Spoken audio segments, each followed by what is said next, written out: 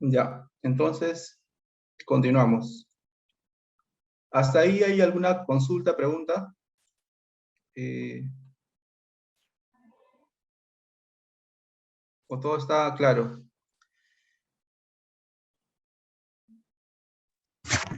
Eh, Mira, Jorge. una consulta. Sí, usted mencionó que se podría hacer en el plan, se podría intervenir en uno solo la regulación y el control de sedimentos, se podría hacer, estimar en un solo plan de intervención, o tendría que hacerse por separado, Sí es posible hacerlo en un en uno solo. solo, sí, en un solo proyecto. ¿Por qué? Porque hay EPS que tienen ambos problemas, tanto la regulación hídrica como el control de erosión de suelos en una misma cuenca, ¿no? Y justo en esa cuenca, si es donde se va a realizar el proyecto, entonces se podrían hacer ambas estimaciones y ambos flujos formarían parte de los beneficios del proyecto, ¿no? Incluso se le puede agregar también, además de estos beneficios, de los costos evitados y la cantidad del agua, también se le puede agregar beneficios, por ejemplo, si se ha generado una mayor comercialización del tema de la apicultura, porque, digamos, los ecosistemas están verdes, las abejas han aumentado y la producción de miel ha aumentado, entonces, y eso le ha generado algún ingreso adicional a las comunidades, entonces esa variación en el ingreso eh, producto de, digamos, de la intervención del proyecto también pueden formar parte, digamos, de los beneficios, ¿no? De toda esa intervención y se podrían sumar a, a todo el flujo de beneficios. Sí, Kenny, estás levantando la mano, creo. O, No, no, no, pues, ya, está bien. ay, Eh, perdón. sí, debe estar levantado de la anterior participación. Ya a ver, para ir viendo cómo estamos con los tiempos. Ya tenemos 2 horas todavía. A la hora y media hacemos un break de 5 para luego retomar. Entonces, ya esta es la primera parte, que es el tema de valoración económica, en base a la experiencia, como les comento, de los casos que he visto, ¿no? Ahora vamos a ver el tema de la determinación del valor de la retribución y la identificación y caracterización de contribuyentes. Ya, antes de eso vamos a ver conceptualmente qué nos dice la norma, ¿no? Sobre estos conceptos. Para eso se presenta la norma, la 30215 del Ministerio del Ambiente y la norma que ha emitido SUNAS, digamos, la directiva 039, la directiva de MRC hídricos, ¿no? En ambas normativas se hace referencia a la retribución. En la primera, por ejemplo, en la de, bueno, ambas están relacionadas, ¿no? No es que sean contradictorias, pero igual es importante ver ambas. El artículo 9 nos dice lo siguiente, ¿no? En la 3215. La retribución es el reconocimiento económico por las acciones que realizan los contribuyentes. El valor de la retribución puede determinarse teniendo en cuenta lo siguiente, ¿no? El valor económico de los servicios ecosistémicos, el cual se puede estimar tomando en cuenta como referencia la Guía Nacional de Valoración Económica del Patrimonio Natural aprobada por el Ministerio del Ambiente. Ya sobre esto, claro, esta es una guía que ha trabajado el Ministerio del Ambiente, donde presentan distintas metodologías, además de las que he mostrado, eh, para el tema de la valoración económica del patrimonio, ¿no? Está el tema del precio sombra, precios hedónicos, costos evitados, valor contingente. Son varias metodologías, ¿no? El que he presentado básicamente es el tema de precios hedónicos y valor contingente. Precios hedónicos y costos evitados, perdón. Eh, entonces, ¿qué más es la retribución? Dice, los costos en los que incurren los contribuyentes por la realización de las acciones descritas en el artículo 8 de la presente reglamento. Otros que las partes consideren, ¿no? Bueno, aquí en la norma del Ministerio del Ambiente te dice que la retribución se puede estimar de esta manera, ¿no? En la norma de SUNAS, lo que nos dice es lo siguiente, ¿no? La retribución es el reconocimiento por las acciones que realizan los contribuyentes para la conservación, recuperación y uso sostenible de las fuentes de los servicios ecosistémicos hídricos de interés para las empresas prestadoras, ¿no? El cual puede efectuarse bajo las siguientes modalidades. financiamiento de acciones específicas, directas e indirectas, financiamiento de acciones de desarrollo productivo e infraestructura básica sostenible en favor de la población involucrada en el emergencia hídrico. Otras modalidades que acuerden el contribuyente y el retribuyente.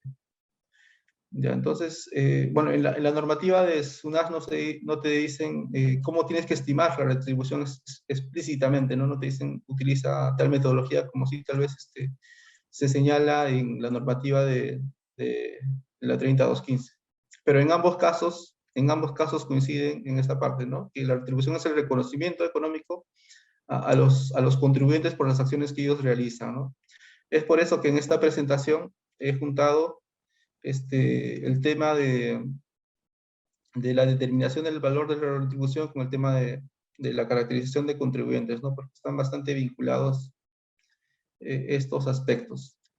Entonces, vamos a pasar a este siguiente concepto de la identificación y caracterización de contribuyentes, ¿no? Que es uno de los elementos, como mostré inicialmente, que forman parte del diseño, ¿no? Junto con la plataforma, el plan de intervenciones, el DHR y el sistema de monitoreo. Entonces, ¿qué nos dice sobre los contribuyentes, no?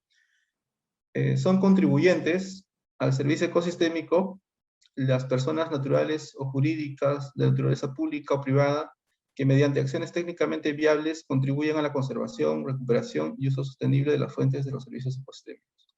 Pueden ser reconocidos como contribuyentes al servicio ecosistémico los propietarios, poseedores o títulos de tierras, los que cuenten con títulos habilitantes, el CERNAM como una institución también puede ser contribuyente, las comunidades campesinas y nativas, los gobiernos regionales y locales también, ¿no? Porque hay gobiernos regionales y locales que son, digamos, que tienen, digamos, áreas de conservación regional, áreas de conservación municipal, digamos, donde tienen cierta jurisdicción, ¿no?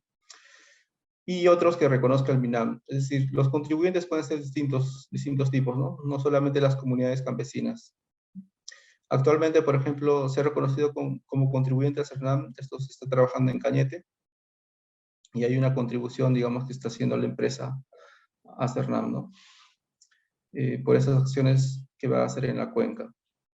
Ya, entonces, estos son los contribuyentes, digamos, estos son los distintos tipos de actores que pueden recibir, como decía el concepto previo, una retribución por las acciones en los ecosistemas, ¿no? Ya, entonces, ¿qué se tiene que hacer para este tema de la identificación y caracterización de contribuyentes? O sea, lo que voy a mostrar más que nada son algunas consideraciones o aspectos para trabajar este tema de la caracterización, ¿no?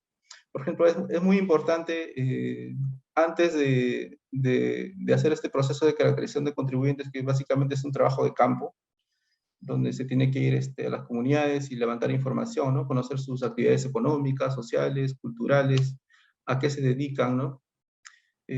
Antes de hacer todo ese ejercicio es muy importante solicitar permisos a las comunidades para que cuando se haga el trabajo de campo ellos te puedan recibir, ¿no? Y te puedan dar todos los alcances, el apoyo. Y no se genere tal vez un poco de hostilidad, ¿no? Porque a veces las comunidades pueden pensar de que cuando ven a alguien de la ciudad o alguien que no es de la zona, que tiene tal vez una intención mala, ¿no? Entonces es muy importante este tema de la comunicación o los permisos. Y luego también, si va a ser una caracterización que va a incluir encuestas o fichas y va a ser a varias comunidades, va a ser muy importante que se contrate a encuestadores, que conozcan la zona, y idealmente que hablen el idioma local, ¿no? A veces va a ser muy importante que domine el quechua, ¿no? En la sierra, sobre todo. Y si no hablas el quechua, a veces también no te dan esa atención eh, que se necesita para hacer una buena caracterización de los contribuyentes, ¿no?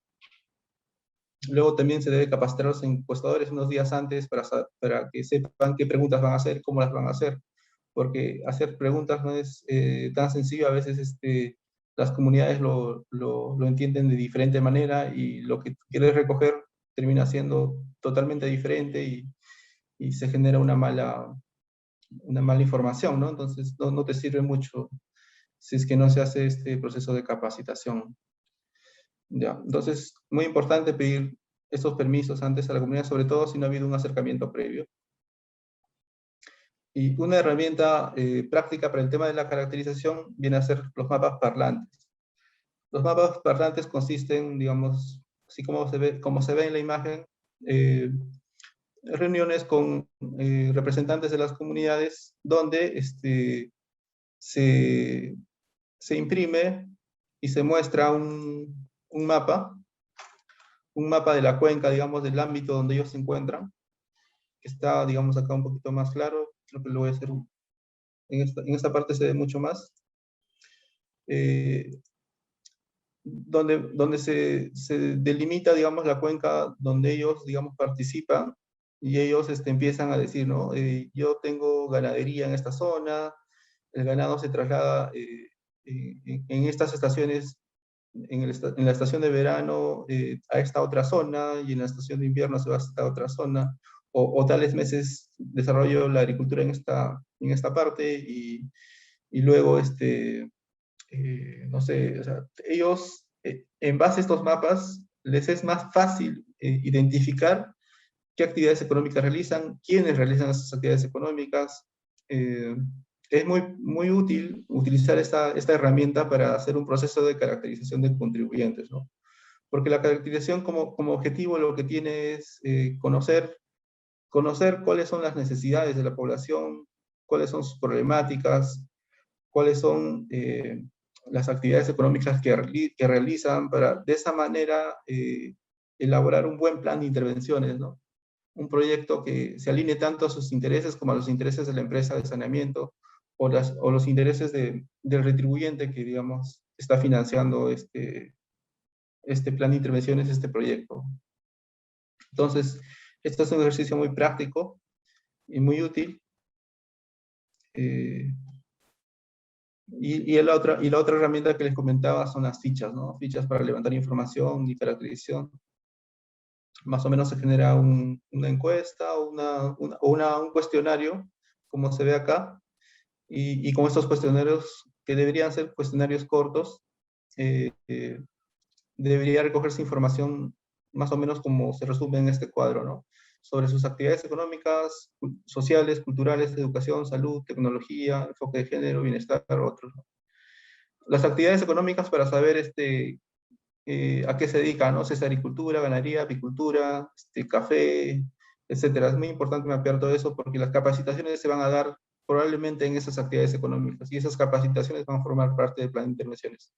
Las actividades sociales también, ¿no? Que se dedican, las culturales también, qué actividades culturales tienen, si existen tal vez conflictos con otras poblaciones cercanas, todo eso también tiene que estar mapeado. Su educación, la salud.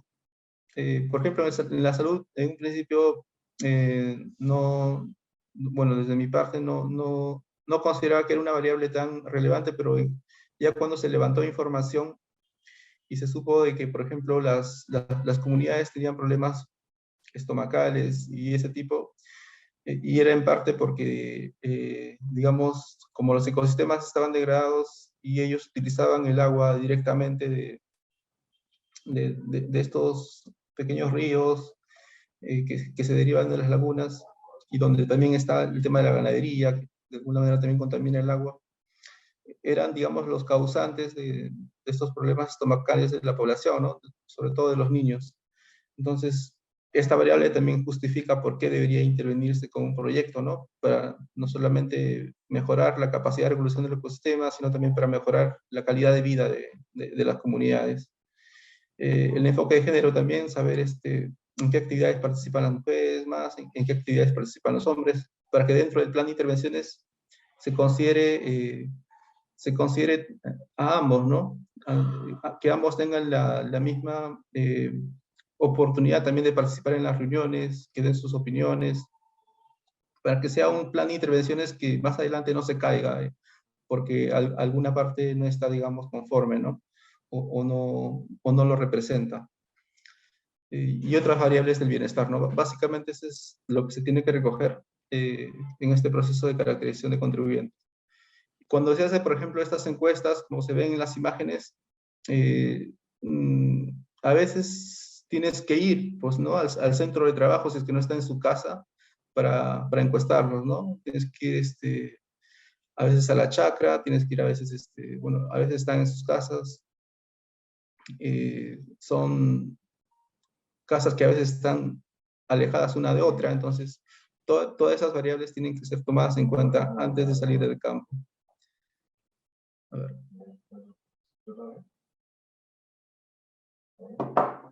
Ya, a ver.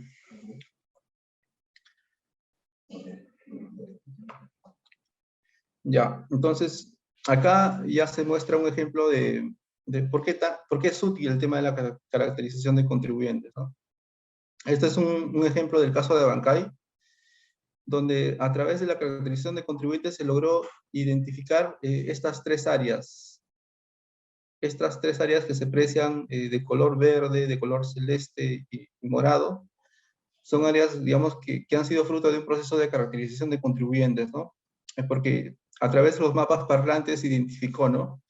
Bueno, ya se sabía cuál era el área de interés de la EPS, que es esta área de color azul, digamos, donde están esas pequeñas lagunas, que son las lagunas de donde digamos, se abastece la empresa de saneamiento para brindar el agua, ¿no? De acá tiene una conexión por una tubería que lleva el agua directamente a la ciudad, ¿no? Pero todo este espacio de color celeste le permite, digamos, obtener esa agua, ¿no? Y al mismo tiempo, en este espacio, alrededor de este espacio, en esta área verde y en esta área morada, son cuencas que también, digamos, generan agua, pero son de uso para riego, ¿no? Esta de morada es de uso para riego para la comunidad de Micaela Bastidas, y esta otra es para riego de la comunidad de Atumpata, ¿no?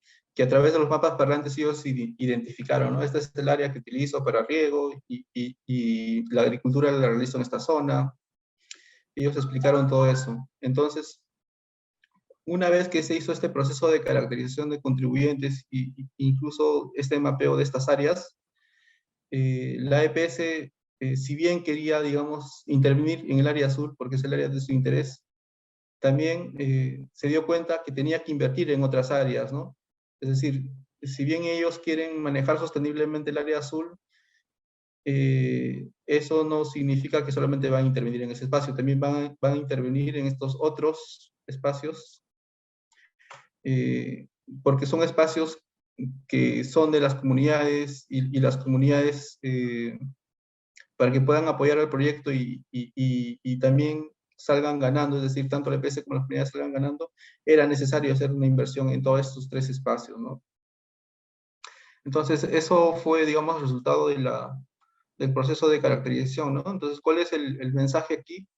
El mensaje es el siguiente, ¿no? Que a veces para recuperar y conservar el área de interés hídrico de la EPS, se debe intervenir en otros espacios de interés para los contribuyentes. O sea, ese es el mensaje, ¿no? Que, digamos, se logró con este proceso de caracterización. ¿Y qué es lo que se está haciendo? Eh, por ejemplo, ya bueno, en el área de interés de la EPS se están haciendo temas de reforestación con plantación de queñua, de ichu, mantenimiento de cochas o formación de cochas, revegetación de varias hectáreas en estos espacios, etcétera, ¿no? Todo lo que involucre el tema del manejo sostenible de todo este espacio.